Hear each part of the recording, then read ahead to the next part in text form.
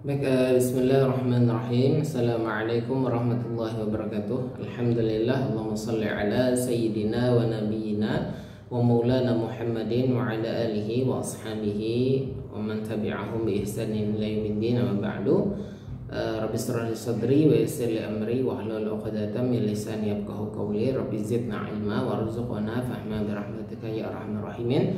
Alhamdulillahi rabbil alamin. Alhamdulillah, kita lanjutkan kembali pembahasan kita tentang kitab Al-Kabair ya.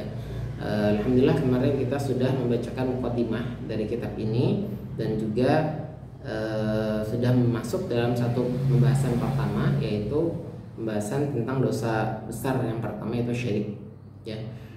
Semoga Allah menjaga kita daripada dosa syirik ya. Kemarin kita sudah bahas dosa syirik itu ada dua ya. Yang pertama ada dosa syirik yang besar, yaitu menyembah kepada selain Allah, beribadah kepada selain Allah. Termasuk yang kedua adalah dosa syirik yang kecil, yang asghar, yaitu riya, yaitu beramal karena selain Allah, seperti itu. Sahabat peserta akademi Hijrah Mulia yang dirahmati Allah Subhanahu wa taala, kita masuk pada dosa yang kedua, yaitu membunuh ya, membunuh jiwa. Allah Subhanahu wa taala berfirman, a'udzubillahi minasyaitonir rajim. Bismillahirrahmanirrahim. Wa may yaqtul mu'minan muta'ammidan fajazaohu jahannam. Wa may yaqtul mu'minan muta'ammidan fajazaohu jahannam khalidan fiha wa ghadiballahu alaihi wala'anahu wa a'adda lahu 'adzaban 'azima. Sadaqallahul azim. Dan yang artinya, barang siapa yang membunuh seorang mukmin dengan sengaja, maka balasannya adalah neraka jahanam dan dia kekal di dalamnya. Allah murka kepadanya dan mengutukinya serta menyediakan azab yang besar baginya. Surah An-Nisa ayat 93. Nah, oleh karena itu dalam Islam pembunuhan itu suatu yang besar ya, suatu yang besar, suatu perkara yang sangat dilaknat, suatu perkara yang sangat dimurkai Allah Subhanahu wa taala, sehingga tidak benar kalau ada yang mengatakan berjihad ya di wilayah yang damai itu adalah suatu ibadah. Itu bukan jihad dan itu bukan suatu ibadah. Jihad itu ada pembahasan fikihnya dan bukan di wilayah yang damai seperti Indonesia misalnya, karena itu adalah pembunuhan, bukan jihad ya. Jadi jihad itu dalam Islam ada fikihnya. Jihad itu ada yang ofensif, yang menyerang ya, misalnya sebagaimana dulu Rasulullah dan para khalifah ya, itu ada negaranya kan, daulah Islam, kekhilafahan Islamnya ya, mengirimkan pasukannya ke suatu wilayah melakukan suatu futuhat, sebagai misalnya Muhammad Al-Fatih memfutuhat Konstantinopel. Nah, itu namanya jihad ofensif, tapi dilakukan oleh negara dan tujuannya adalah dakwah, seperti itu. Tujuannya dakwah, tidak serta-merta langsung serang, tapi dakwah dulu. Nah, kalau dihalang-halangi baru terjadi perang, seperti itu, tidak ada kesepakatan. Nah, kemudian ada jihad itu defensif, seperti sebenarnya saudara kita di Palestina ya, diserang oleh Israel, mereka wajib berjihad. Nah, itu baru tanya jihad. Sebagaimana dulu Indonesia juga diinvasi oleh Belanda atau Jepang dulu, maka warga Indonesia wajib berjihad. Itu baru jihad yang benar, membunuh orang-orang yang memang menjajah kita, menyerang negeri kita, seperti itu. Nah, sedangkan di Indonesia saat ini tidak ada seperti itu. Maka tidak benar kalau ada yang mengatakan adalah jihad. Itu bukan jihad tapi pembunuhan. Misalnya membom gereja, membom mall misalnya, itu tidak dibenarkan dalam Islam. Ya. Oleh karena itu ini pentingnya belajar. Makanya orang-orang seperti itu terkadang karena dia tidak pernah belajar, ya, tidak ngaji, hanya semangat saja tanpa dilandasi ilmu, akhirnya mudah tertipu, mudah terprovokasi oleh pihak-pihak tertentu ya, yang menurut keyakinan kita memang orang-orang yang memang ingin menghancurkan Islam ya. karena Islam tidak pernah ya mengajarkan seperti itu. Islam adalah rahmatan lil alamin. Wallahu a'lam bishawab. Nah, sahabat peserta Akademi Hijrah Mulia yang dirahmati Allah Subhanahu wa taala, dan dalam surah Al-Maidah juga disebutkan, yang dalam surah Al-Maidah ayat 32 yang artinya, oleh karena itu kami tetapkan suatu hukum bagi Bani Israel bahwa barang siapa membunuh manusia, dan bukan karena orang itu membunuh orang lain atau bukan karena membuat kerusakan di muka bumi, maka seakan-akan dia telah membunuh seluruh manusia. Nah, itu dalam Islam nyawa itu sangat dihargai sekali.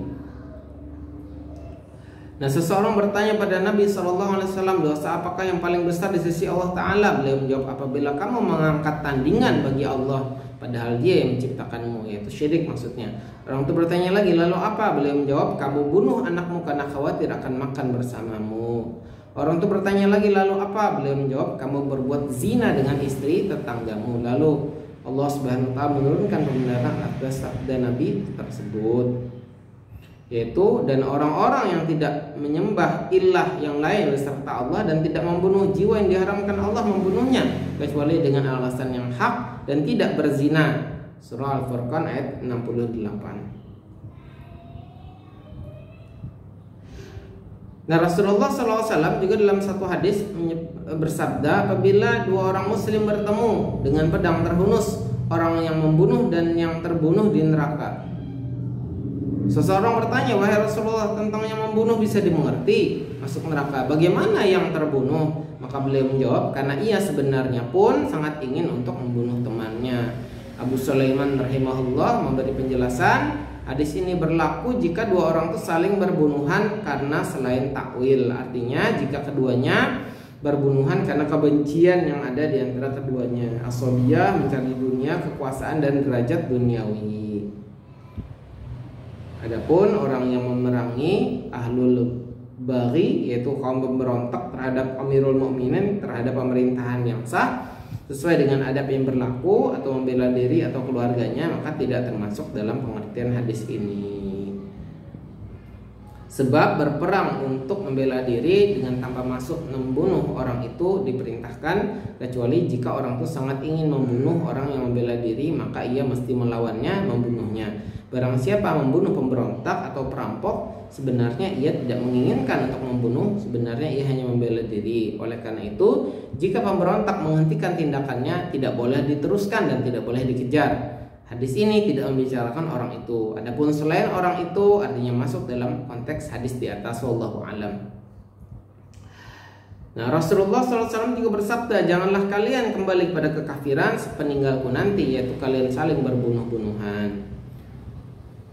Beliau juga bersabda, seorang hamba tetap di atas kelapangan agamanya selama belum menumpahkan darah haram, membunuh sesama muslim. Nabi kita juga bersabda, pertama kali yang disidangkan di antara manusia pada hari kiamat adalah perkara darah atau pembunuhan. Dan bahkan Nabi kita bersabda, laqatlu mu'minin a'dhamu indallahi min zawalid dunya. Sungguh pembunuhan seorang mukmin itu lebih besar dosanya daripada luluh lantaknya, lebih besar ya di sisi Allah ya, daripada luluh lantaknya dunia.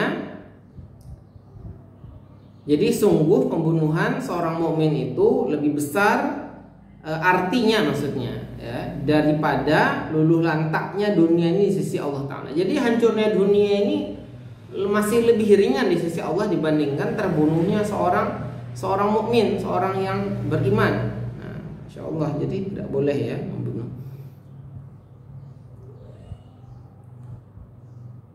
Nah, bahkan Nabi kita Muhammad SAW juga bersabda, barang siapa membunuh orang kafir, nah perhatikan, membunuh orang kafir yang terikat perjanjian dengan negara Islam, artinya orang non muslim yang hidup di negeri muslim secara damai, maka kalau orang itu dibunuh tanpa hak, maka dia tidak akan mencium bau surga.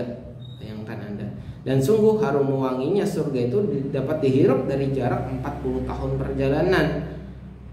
Maka jika untuk membunuh orang non muslim saja seperti itu dosanya, bagaimana membunuh seorang muslim? Na'udzubillah min dzalik. Maka kita berlindung kepada Allah agar kita terhindar dari dosa demikian seperti itu.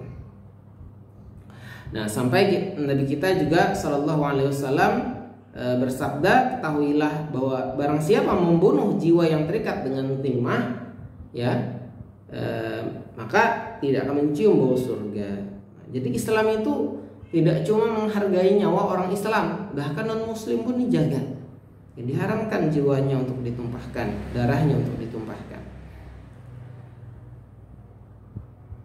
Sahabat Muawiyah meriwayatkan Rasulullah Shallallahu Alaihi Wasallam bersabda, setiap dosa itu bisa saja Allah ampuni kecuali dosa mati dalam keadaan kafir atau seseorang yang membunuh seorang mukmin dengan sengaja. Nauzubillah. Pada Allah lah kita mohon afiat atau keselamatan. Mudah-mudahan Allah selamatkan kita, keluarga kita, keturunan kita daripada bahaya dosa membunuh khususnya. Dan Allah jaga mudah-mudahan seluruh darah kaum muslimin daripada pembunuhan, daripada saling berbunuh-bunuhan, dan mudah-mudahan Allah jaga kedamaian atas kaum muslimin, ya, seluruh bangsa Indonesia. Dan mudah-mudahan Allah berikan kedamaian kepada negara kita, amin ya rabbal alamin. Demikian kita cukupkan dengan alhamdulillahirabbil alamin. Salah maafkan. Bila taufiq wal hidayah. Wassalamualaikum warahmatullahi wabarakatuh.